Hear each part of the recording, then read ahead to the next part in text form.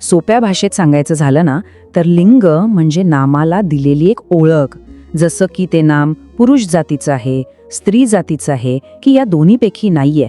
म्हणजे पुल्लिंग, स्त्रीलिंग किंवा नपुंसकलिंग. मराठीत लिंगाचे हे 3 मुख्य प्रकार आहेत. चला एक एक करून सगळे प्रकार समजून घेऊया. पहिला आहे पुल्लिंग, म्हणजे जे शब्द पुरुष किंवा नर जातीचा बोध करून देतात. उदाहरणार्थ मुलगा, राजा, शिक्षक किंवा प्राणी घेतला तर वाघ.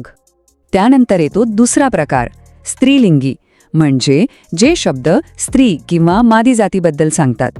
जसं की मुलगी, राणी, शिक्षिका आणि वाघाचं स्त्रीलिंगी रूप वाघीण. आणि तिसरा नपुंसकलिंग. अच्छा, म्हणजे निर्जीव वस्तू किंवा ज्या नामावरून पुरुष की स्त्री हे नक्की कळत नाही त्यांच्यासाठी. बरोबर. जसं की घर, पाणी, पुस्तक